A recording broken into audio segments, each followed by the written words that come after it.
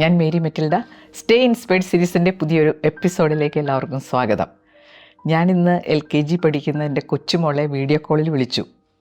അപ്പോൾ അവൾ എന്നോട് പറഞ്ഞു, എനിക്ക് നല്ല തിരക്കാണ്, ഞാൻ പിന്നീട് തിരിച്ചു വിളിക്കാമെന്ന്.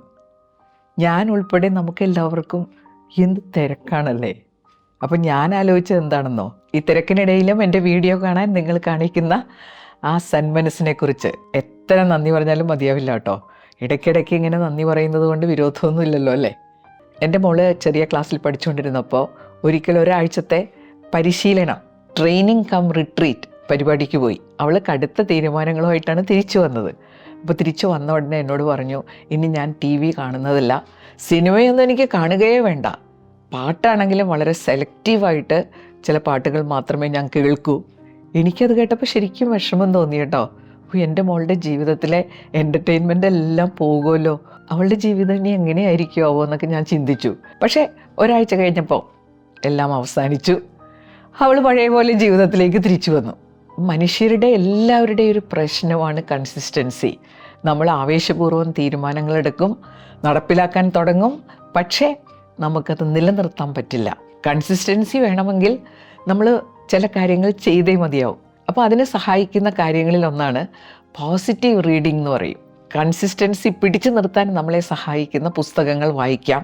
1 മണിക്കൂർ പോസിറ്റീവ് റീഡിംഗ് നടത്തുന്നവരുണ്ട്. അതിന് സമയമില്ലെങ്കിൽ വേറൊരു പരിപാടിയുണ്ട്, മോട്ടിവേഷണൽ കോട്ട്സ്, പ്രചോദനം നൽകുന്ന വചനങ്ങൾ.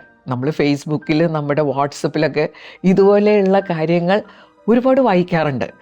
പക്ഷേ അതിന് ഗുണം കിട്ടാത്തതിൻ്റെ ഒരു കാരണം, നമ്മൾ വായിച്ചങ്ങ് വിടും, ഇതുപോലെ ഒരുപാടെണ്ണം കാണും. പക്ഷെ ചാട്ടുളി പോലെ ഈ വചനങ്ങൾ നമ്മുടെ ബോധമനസ്സിലേക്ക് കടന്നു വരണം. നമ്മൾ അതിനെക്കുറിച്ച് ചിന്തിച്ച് വേണ്ട കാര്യങ്ങൾ ഉപബോധ മനസ്സിന് ഇട്ടുകൊടുക്കണം. ഇത് സംഭവിച്ചു കഴിഞ്ഞാൽ പിന്നെ ഒരു സംശയവും വേണ്ട, സ്കൈ ഈസ് ദ ലിമിറ്റ്. അപ്പോൾ ഇന്ന് നമ്മുടെ പരിപാടി അതാണ്. നമ്മുടെ ജീവിതം ഏറ്റവും മനോഹരമായിട്ട് നിലനിർത്തി കൊണ്ടുപോകാൻ നമ്മളെ സഹായിക്കുന്ന കുറച്ച് മഹത്വചനങ്ങൾ. നമ്മൾ നേരത്തെ പറഞ്ഞ പോലെ ഈ മോട്ടിവേഷണൽ കോട്ട്സ് പെട്ടെന്നങ്ങ് പറഞ്ഞു പോവുകയല്ല, ഓരോന്നും എടുത്ത് അതേപ്പറ്റി ചിന്തിച്ച് അനലൈസ് ചെയ്ത് റിപ്പീറ്റ് ചെയ്ത് വേണ്ട കാര്യങ്ങളെ നമ്മൾ ഉപബോധ മനസ്സിലേക്ക് കടത്തിവിടുന്ന ഒരു സ്റ്റാർട്ട് പോയിന്റ്. അതാണ് ഇന്നത്തെ വീഡിയോ. 10 മോട്ടിവേഷണൽ കോട്ട്സ് ആണ് ഞാൻ അതിനുവേണ്ടി സെലക്ട് ചെയ്തിരിക്കുന്നത്. നമ്പർ 1, ജീവിതത്തെക്കുറിച്ച് തന്നെ ആദ്യം നമുക്ക് സംസാരിക്കാം. ജീവിതം എന്ന് പറഞ്ഞാൽ എന്താണെന്നോ, ഇതൊരു 1 ടൈം ഓഫറാണ്. അപ്പോൾ എനിക്കൊരു വാഷിംഗ് മെഷീൻ മേടിക്കണം. അപ്പോൾ ഞാൻ ആദ്യം നോക്കുന്നത് ഓഫറുകൾ വല്ലതും ഉണ്ടോ. ഓണക്കാലം ആയതുകൊണ്ട് പലതിനും ഓഫറുണ്ട്, 30% വരെയൊക്കെ ഓഫറുണ്ട്. അവിടെ കുറച്ച് രൂപ ലാഭം കിട്ടുമ്പോൾ നമ്മൾ ഓഫറിൻ്റെ പിന്നാലെ പോകുമല്ലേ. അപ്പോൾ ജീവിതം എന്ന് പറഞ്ഞു കഴിഞ്ഞാൽ വലിയൊരു അത്ഭുതമാണ്. ഏറ്റവും വിലപിടിപ്പുള്ളൊരു സാധനം ഫ്രീ ആയിട്ട് തരുന്നൊരു ഓഫറാണ്, അല്ലാതെ 30% റിഡക്ഷന് തരുന്നതല്ല. ടോട്ടലി ഫ്രീ, പക്ഷേ 1 ടൈം ഓഫറാണ്. ഇന്നത്തെ ദിവസം മാത്രമാണ് റിയാലിറ്റി. ഇത് പോയാൽ പോയി.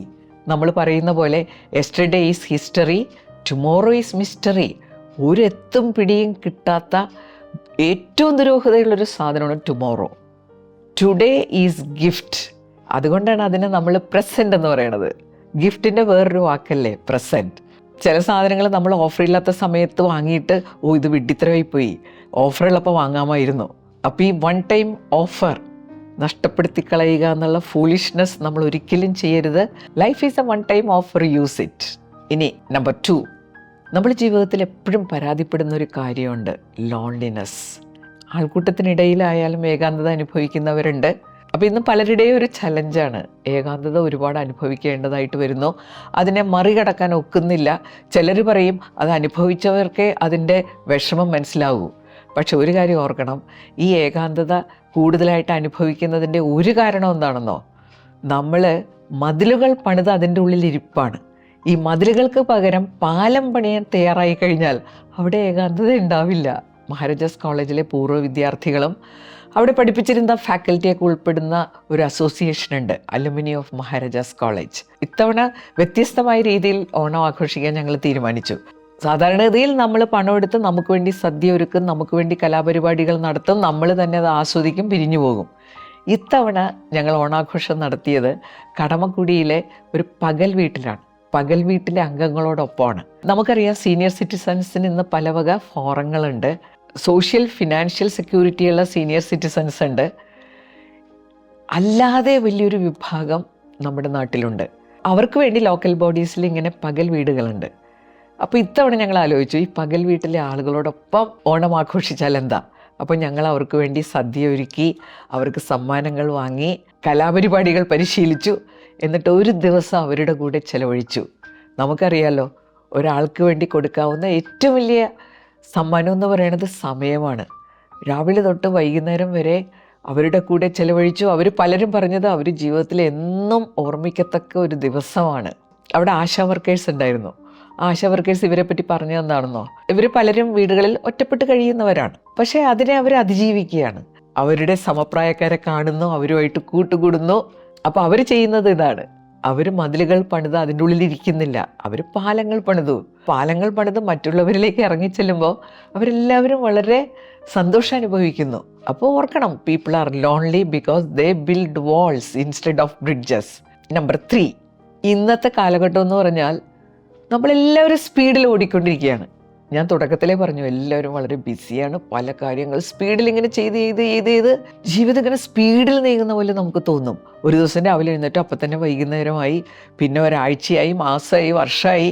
നമ്മുടെ ജീവിതം ഇങ്ങനെ സ്പീഡിൽ മുന്നോട്ട് പോകുമ്പോൾ ഒരു കാര്യം നമ്മൾ മറന്നു പോകരുത്, direction is more important than speed. ഇന്നത്തെ നമ്മുടെ പ്രശ്നം സ്പീഡെല്ലാം ഉണ്ട്, പക്ഷേ ഡയറക്ഷൻ പലപ്പോഴും കറക്റ്റല്ല.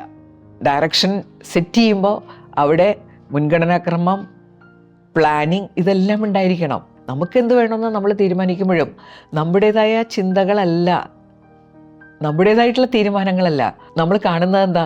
Market driven decisions.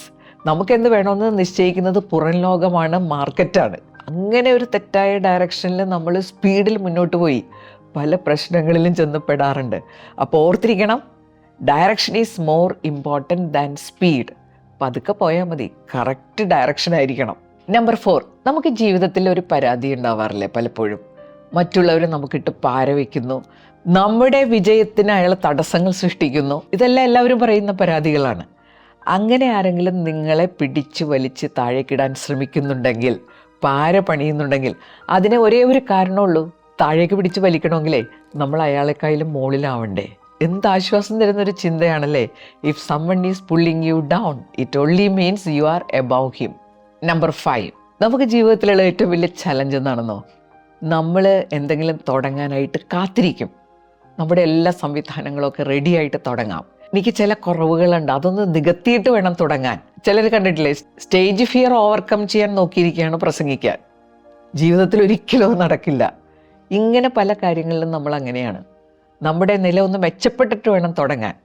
അപ്പോൾ ഓർക്കേണ്ട ഒരു വാചകമുണ്ട് കേട്ടോ, you don't need to be great to start, but you have to start to be great. തുടങ്ങുക എന്നുള്ളതാണ് ഏറ്റവും ഇമ്പോർട്ടൻറ്റ്. തുടങ്ങിക്കഴിഞ്ഞ് പതുക്കെ മുന്നോട്ട് പോയാൽ മതി. എത്ര സ്പീഡ് കുറവാണെങ്കിലും കുഴപ്പമില്ല കേട്ടോ, മുന്നോട്ട് പോയിക്കൊണ്ടിരിക്കണമെന്ന് മാത്രമേ ഉള്ളൂ. നമ്മൾ തുടങ്ങുക, ചെറിയ സ്റ്റെപ്പ് വെച്ച് റെഗുലറായിട്ട് മുന്നോട്ട് പോയിക്കൊണ്ടിരിക്കുക. ഒരു കൊല്ലം കഴിയുമ്പോൾ നമുക്ക് അത്ഭുതം തോന്നും, അയ്യോ ഇത് ഞാൻ തന്നെയാണോ എന്ന്. ആ ലെവലിലേക്ക് നമ്മൾ മാറും. 6, മനുഷ്യരെക്കുറിച്ച് പറയുന്ന ഒരു കാര്യമുണ്ട്, എല്ലാവരും വളരെ വ്യത്യസ്തരാണ്. ഓരോരുത്തർക്കും കഴിവ് തെളിയിക്കാവുന്ന ചില മേഖലകളുണ്ടാവും. അത് കണ്ടെത്തി അതിലൂടെ മുന്നോട്ട് പോയി കഴിഞ്ഞാൽ nothing is impossible. The word itself says I am possible. നമ്മൾ ഈ ഇമ്പോസിബിൾ എന്നുള്ള വാക്കെടുത്തിട്ട് ഐ കഴിഞ്ഞൊരു അപ്പോസ്ട്രോഫിയസ് ഇട്ടിട്ട് എം എഴുതുക. അപ്പോൾ നമ്മൾ എങ്ങനെയാണ് വായിക്കുക? I am. അപ്പോൾ ഇമ്പോസിബിൾ എന്നുള്ള വാക്ക് എങ്ങനെ വായിക്കാം? I am possible. അപ്പോൾ ആലോചിക്കണം, nothing is impossible, the word itself says I am possible. 7, നമ്മുടെ പരാജയത്തിന് നമ്മൾ പല കാരണങ്ങൾ കണ്ടെത്തുമല്ലോ. ഒരുപാട് പേരുടെയും പരാജയത്തിൻ്റെ ഏറ്റവും പ്രധാനപ്പെട്ട കാരണം എന്താണെന്ന് അറിയാമോ? പേടി, പ്രത്യേകിച്ചും ഫിയർ ഓഫ് ഫെയിലിയർ. അപ്പോൾ നമ്മൾ ഓർക്കണം, fear defeats more people than anything else in this world. ഈ ലോകത്ത് മറ്റെന്തിനേക്കാളും ആളുകളെ പരാജയപ്പെടുത്തുന്നത് ഒരേ ഒരു കാര്യമാണ് ഫിയർ. ശരിക്കും പറഞ്ഞു കഴിഞ്ഞാൽ നമ്മൾ ഏറ്റവും പേടിക്കേണ്ടതും ഈ ഫിയറിനെ തന്നെയാണ്. ഫിയർ ഓഫ് ഫെയിലിയർ വന്നു കഴിഞ്ഞാൽ പ്രശ്നമല്ലേ, നമ്മൾ പിന്നെ ഒന്നും ചെയ്യാൻ തയ്യാറാവില്ല. ഒരു പരാജയം സംഭവിച്ചു എന്ന് വിചാരിച്ചാൽ എന്താ കുഴപ്പം? ഒരു കുഴപ്പമില്ല. മിക്കവാറും നമ്മുടെ പ്രശ്നം എന്താണെന്നോ, മറ്റുള്ളവരാണ്. അവരെന്ത് കരുതുമല്ലേ? എന്ത് കരുതിയാലും നമുക്കെന്താ? ഒന്നുമില്ല. Fear defeats more people than anything else in this world. Number 8, പ്രാർത്ഥന ജീവിതത്തിൽ വളരെ ആവശ്യമാണെന്ന് കരുതുന്ന ഒരാളാണ് കേട്ടോ ഞാൻ. ഒരുപാട് പേരും പ്രാർത്ഥിക്കാറുണ്ട്. പക്ഷെ നമ്മൾ പ്രാർത്ഥിക്കേണ്ടത് ഒരു ഈസി ലൈഫ് കിട്ടാനല്ല, ജീവിതത്തിൽ വരുന്ന ബുദ്ധിമുട്ടുകളെ അതിജീവിക്കാനുള്ള ധൈര്യത്തിന് വേണ്ടിയിട്ടാണ് നമ്മൾ പ്രാർത്ഥിക്കേണ്ടത്. എല്ലാം ഈസി ആയിട്ട് ഇങ്ങനെ കിട്ടിക്കൊണ്ടിരുന്നാൽ ജീവിതത്തിൽ ഒരു സന്തോഷവും ഒരു ത്രില്ലും ഉണ്ടാവില്ല. അതാണ് സത്യം. നമ്മൾ ഓരോ കാര്യങ്ങൾ ഇങ്ങനെ അതിജീവിക്കുമ്പോൾ നമുക്ക് തന്നെ ഒരു ശക്തി ഫീൽ ചെയ്യും. അപ്പോൾ ഓർക്കണം, do not pray for an easy life, pray for strength to endure difficulties in life. 9ാമത്തെ കാര്യം, ലൈഫിൽ നമ്മളെ ഏറ്റവും അധികം ത്രിൽഡ് ആക്കുന്ന, ഏറ്റവും അധികം ഹാപ്പി ആക്കുന്ന ഒരു കാര്യം എന്താണെന്നറിയാമോ? മറ്റുള്ളവർ നിനക്കിത് പറ്റില്ല എന്ന് പറഞ്ഞ ഒരു കാര്യം നമ്മൾ ചെയ്യുമ്പോഴാണ് നമ്മൾ ഏറ്റവും കൂടുതൽ ത്രിൽഡ് ആകുന്നത്, ഏറ്റവും കൂടുതൽ ഹാപ്പി ആകുന്നത്. നമ്മൾ പലപ്പോഴും സന്തോഷം വേണ്ടാന്ന് വെക്കാറുണ്ട്. മറ്റുള്ളവരങ്ങനെ നിനക്കൊണ്ടത് പറ്റില്ല എന്ന് പറഞ്ഞാൽ അപ്പോൾ നമ്മൾ പരിപാടി അവസാനിപ്പിക്കും. അപ്പോൾ നമുക്ക് ഈ ത്രില്ലും സന്തോഷവും ഒന്നും അനുഭവിക്കാൻ പറ്റില്ല. ഒരു തവളയുടെ കഥ കേട്ടിട്ടില്ലേ? പൊക്കമുള്ളൊരു മരം ഉണ്ടായിരുന്നു. തവള ഒരു പ്രഖ്യാപനം നടത്തി, ഞാൻ ഈ മരത്തിൽ കയറാൻ പോവാണ്. അപ്പോൾ ചുറ്റുള്ളവരൊക്കെ നിന്ന് പരിഹസിക്കാൻ തുടങ്ങി. നിനക്ക് ഈ മരത്തിൻ്റെ മുകളിലൊന്നും കയറാൻ പറ്റില്ല എന്ന് പറഞ്ഞ് അവരെല്ലാവരും തവളയെ നിരുത്സാഹപ്പെടുത്തി. പക്ഷെ തവള കയറി ആ മരത്തിൻ്റെ മുകളിലെത്തി. അതിൻ്റെ കാരണം എന്തായിരുന്നു അറിയാമോ? ഈ തവളയ്ക്ക് ചെവിട് കേൾക്കില്ലായിരുന്നു. അപ്പം നിനക്ക് പറ്റില്ല, നിനക്ക് സാധ്യമല്ല എന്ന് ചുറ്റുപാടും പലരും പറയും. അവർക്ക് ചെവി കൊടുക്കുമ്പോൾ അതനുസരിച്ച് നമ്മൾ പിന്മാറിക്കഴിഞ്ഞാൽ നമ്മൾ നേരത്തെ പറഞ്ഞ സന്തോഷം, ത്രിൽ, ഇതൊന്നും അനുഭവിക്കാൻ പറ്റില്ല. The greatest happiness in life is doing what others say you cannot do. Number 10, അതെൻ്റെ എവർ ഫേവററ്റ് കോട്ടാണ് കേട്ടോ. എന്നെ എപ്പോഴും പ്രചോദിപ്പിച്ചുകൊണ്ടിരിക്കുന്ന ഒരു വചനമാണ്. Nobody can make you feel hurt without your consent. ഇത് വായിച്ചതോടുകൂടി മറ്റുള്ളവർ മുറിപ്പെടുത്തുന്ന പ്രശ്നമെല്ലാം മാറി. നമ്മളതിന് സമ്മതിക്കാതിരുന്നാൽ മതി. ഇതിൻ്റെ തന്നെ ചില വേർഷൻസ് ഉണ്ടാക്കാം. Nobody can make you feel insulted without your consent. നമ്മുടെ സമ്മതമില്ലാതെ നമ്മളെ ആർക്കും ഇൻസൾട്ട് ചെയ്യാൻ സാധ്യമല്ല. അതുപോലെ തന്നെ ഒന്ന് പറയട്ടെ, nobody can make you feel angry without your consent. ജീവിതം കുറേ കൂടി മനോഹരമാവില്ലേ? നമ്മളിന്ന് പറഞ്ഞ കാര്യങ്ങളെല്ലാം ഏറ്റവും പുതിയതായിട്ട് ഞാൻ ചാനലിൽ പറഞ്ഞിട്ടുള്ളതല്ല. ഇതിനു മുമ്പ് പറഞ്ഞ കാര്യങ്ങളും ഇതിലുണ്ടാകാം. കൺസിസ്റ്റൻസി നമുക്ക് എപ്പോഴും ഒരു ചലഞ്ചാണ്. അതുകൊണ്ട് തന്നെ ഇത് ആവർത്തിക്കുക എന്നുള്ളത് നമ്മുടെ ജീവിതത്തിന് വളരെ ഗുണകരമായ കാര്യമാണ്. അപ്പോൾ ഇന്നത്തെ ഒരു ദിവസം ഒരു റിവിഷൻ നമുക്കാകാം. പഠനത്തിനിടയിൽ ഒരു റിവിഷൻ നടത്തൂലേ? അപ്പോൾ ഇന്നത്തെ ദിവസം ഒരു റിവിഷൻ, അതാണ് ഞാൻ ഉദ്ദേശിച്ചത്. അപ്പോൾ ഈ മഹത്വചനങ്ങൾ പ്രചോദനമായി നമ്മുടെ കൂടെ ഉണ്ടാവട്ടെ. അടുത്ത ആഴ്ച പുതിയൊരു വീഡിയോയുമായിട്ട് നമുക്ക് വീണ്ടും കാണാം. Thank you.